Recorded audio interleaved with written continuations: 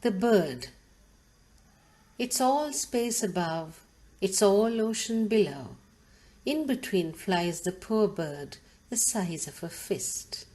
In the sky, there is no place to stop. Whither Siberia, whither India, yet the bird flies, blue above, water below. Nothing to eat, nothing to drink, only flying, flying and flying, to become one more, two more or three, a perennial, eternal, fasting pilgrimage. For the bird in the thick, bountiful forest, there are thousands of trees to roost. For this bird, there is no space to rest in the boundless sky.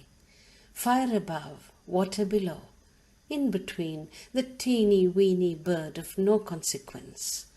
As it flies, it becomes aware of its wings, the heaviness, the pain.